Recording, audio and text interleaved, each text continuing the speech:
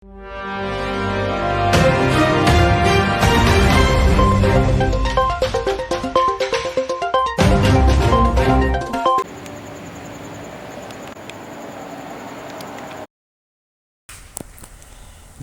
Pekerjaan Umum dan Penataan Ruang Kabupaten Kampar ala bekerja sesuai aturan dalam melaksanakan pekerjaan yang ala dianggarkan di pemerintah daerah Kabupaten Kampar pada tahun anggaran 2023 dan 2024, termasuk pekerjaan proyek pembangunan lanjutan jembatan Tanjung Brulak dan rehab kubah Masjid Al-Ihsan Markas Islamic Center Bangkinang. PUPR Kampar ala melakukan berbagai langkah dan terobosan dalam merealisasikan pekerjaan yang menjadi keputusan lewat peraturan daerah dalam pelaksanaannya.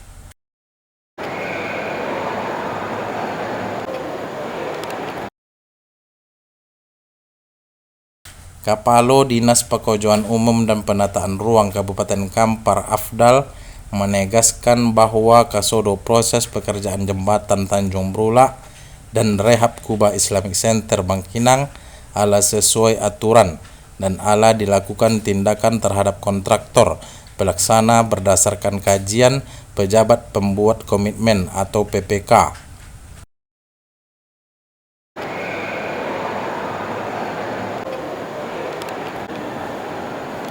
Pak Kadis, ini kan sehubungan dengan adanya pemberitaan terkait jembatan Tanjung Brulak dengan Islamic Center ini. Bisa dijelaskan Pak Kadis? Baik, jadi memang saya membaca juga berita di medsos terutama ya, baik Facebook, berita online, kemudian juga yang beredar di TikTok. Jadi saya coba ingin, tujuannya saya ini sebenarnya ingin secara objektif memperjelas kondisi ini, jadi supaya sudut pandang permasalahan ini lebih komprehensif ya. Jadi apapun namanya kegiatan di pemerintah daerah itu melibatkan banyak sekali instansi atau orang sehingga melahirkan kegiatan tersebut, mulai dari tahap perencanaan, penganggaran, proses pemilihan rekanan dan pelaksanaan. Kita mulai dari Tanjung Brulak, penganggaran Tanjung Brulak itu memang kalau kita bicara perhitungan teknis dari PU, kebutuhan anggaran kita memang waktu itu sekitar 22 miliar. Namun dalam perjalanannya ketersediaan anggaran itu kalau salah berapa? Tanjung Brulak berapa? Seng. Tanjung Brulak berapa? 17 ya? Kemudian karena keterbatasan anggaran kita anggarkan sekarang 11. Jadi Tanjung Brulak tersebut memang kita anggarkan dalam posisi tidak selesai. Sekarang ini tidak selesai, walaupun 100% teranggarkan, itu tidak fungsional juga. Jadi setelah ini dianggarkan, kita mencoba bekerja sesuai tanggung jawab masing-masing. Anggaran sudah ada, DPA dalam Perda APBD sudah ada. Kita PPK, saya sebagai kepala dinas itu menunjuk siapa yang berkompeten, yang kompetensinya saya anggap cukup untuk menjadi PPK di situ. Saya tunjuklah PPK di situ. PPK lah menyusun di situ RAB segala-galanya secara teknis, bahan untuk lelang. Nah, jadi supaya tahu gini kan, siapa yang mengerjakan proyek tersebut itu ditentukan oleh ULP lah. Saya yakin ULP tentu menilai secara objektifnya, tentu melihat siapa yang menawar berdasarkan administrasi, berdasarkan nilai penawaran, terpilihlah rekanan tersebut. Setelah terpilih, kita dari PU tentu menjalankan fungsi kita lagi. Jadi tadi fungsi TPD penganggaran sudah, kemudian fungsi ULP menentukan siapa yang mengerjakan sudah, kemudian tinggallah Dinas PU melalui PPK sebagai perwakilan negara yang melakukan kontrak untuk pekerjaan jembatan tersebut. Setelah kontrak, PPK menjalankan fungsinya, kontraktor menjalankan fungsinya juga. Dalam perjalanan memang terlihat pekerjaan ini agak terlambat awalnya, sehingga muncullah peringatan 1, terlambat peringatan 2, peringatan 3. Nah, jadi fungsi kita dinas memang hanya itu. Kita tidak mungkin ikut bekerja di situ, tapi kita mendorong sudah, mencari solusi teknis, kawan-kawan sudah, PPK sudah, di mana kendalanya rapat di kantor si kontraktor. Tapi begitu kita sudah sepakat ini solusinya, ini perusahaan solusi, ternyata agak lambat juga. Memang ditambah lagi kemarin 3 bulan tidak bisa bekerja karena banjir ya, banjir. Capek juga. Dalam kesepakatan kerja tersebutlah apabila kontraktor, rekanan tidak mampu memenuhi janji yang dengan pemerintah daerah yang diwakili oleh PPK tadi tidak terpenuhi, kita lakukan sanksi. Sanksi sudah ditetapkan oleh PPK. Karena fungsi kita cuma sampai segitu.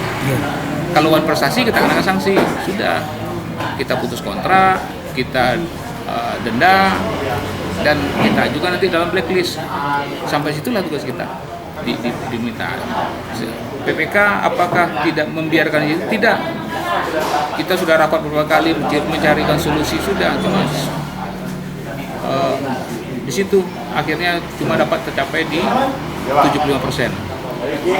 Cuma masyarakat juga harus tahu bahwa walaupun ini 100%, ini tidak fungsional juga karena anggaran yang tersedia tidak mencukupi waktu itu. Masuk yang kedua apalagi masalah, ya, artinya dinas melakukan tugas dan fungsinya, semua sudah melakukan tugas fungsinya nih. Penganggaran sudah melakukan TAPD sudah melakukan tugas fungsinya, sehingga terbit APBD, ULP sudah melakukan fungsinya, memilih rekanan yang sesuai, penawaran terendah, penawaran yang menguntungkan negara, administrasi cukup terpilih. PPK sudah menjalankan fungsinya, mengawal kegiatan, konsultan pengawas sudah menjalankan fungsinya, mengawasi itu dengan ketat. Cuma memang tidak tercapai. Kita anggap itu prestasi karena tidak sesuai dengan janji yang tertuang dalam kontrak antara PPK mewakili pemerintah dan rekanan. Putus kontrak, blacklist, denda. Sudah. Kemudian saya ingin menjelaskan juga simpang siur berita masalah Islamic Center. Pertama, masalah penganggaran. Nah, ada yang beredar berita dana 40, kemudian jadi 7, dana 40 itu dikurangi jadi 7, sisanya kemana? Ada yang bilang 36 kemana? Nah, saya ini isu-isu yang beredar ini saya anggap isu-isu kedai kopi lah. Isu-isu kedai kopi tidak ada dasarnya, tidak ada administrasinya. Karena kalau kita berpatokan kepada penganggaran, kita harus lihat APBD-nya, perdanya. Perda itu kan sudah dibahas lengkap itu. Mulai dinas, TAPD, Banggar, DPR, terbitlah perda. Jadi di perda itu cuma ada anggaran 7 miliar. Angka 35 miliar atau 36 miliar itu adalah angka yang dihitung oleh tim teknis PUPR dalam hal ini bidang cipta karya. Berapa kebutuhan untuk menuntaskan renovasi Islamic Center? Butuh angka sekitar plus minus 36 miliar. Itu angka ideal. Tapi angka yang tersedia di anggaran APBD berapa? Cuma 7 miliar. Nah, itu jadi harus jelas batasnya itu. Angka ideal yang kita butuhkan dengan angka yang tersedia yang 7 miliar. Kemana sisanya? Memang nggak ada sisanya, memang disiapkan 7 miliar. Memang disiapkan oleh di APBD itu 7 miliar. Jadi ini harus jelas. Kemudian Islamic, artinya Islamic dianggarkan juga sekitar 20% dari kebutuhan untuk renovasi. Kalaupun 100% nanti tidak selesai juga, baru 20% dari kebutuhan renovasi. Capaian fisik sekarang menurut PPK dilaporkan kemarin sekitar 95% mungkin. Saya pasti tapi sekitar kurang lebih 90% dari fisik. Memang tidak selesai juga dengan beberapa kendala mereka. Sama jawaban saya tadi dengan jembatan tadi. Artinya kita masing-masing menjalankan fungsinya, menjalankan tugas kewenangan masing-masing. Kita tidak mungkin ikut bekerja di situ, ikut mengerahkan tukang, nggak mungkin juga. Terlambat kita kerahkan tugas. Yang bisa dilakukan PPK hanya nge-push, menekan, mendorong, mencari solusi bersama teknis apa yang menjadi kendala kontraktor rekanan kita. Sudah kita lakukan rapat beberapa kali PPK, apa kendalanya, kita bantu pemikiran. Cuma rekanan kemampuannya sampai situ. Rekanan. Itu yang harus dipahami.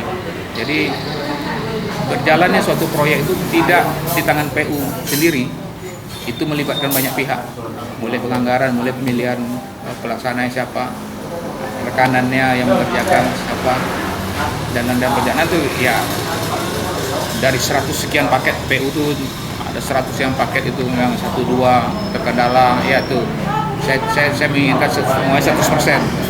Tapi memang ada 1-2 yang di angka 75, 95 ini, angkanya itu semua. Tapi secara keseluruhan, capaian fisik PU itu sekitar 95% secara keseluruhan. Memang terkendala di dua kegiatan tadi kan.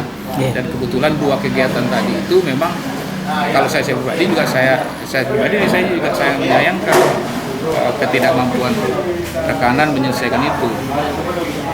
Hanya berulang kita yang sudah 2 kali penganggaran, kemudian Islamic Center. Gitu saya kira.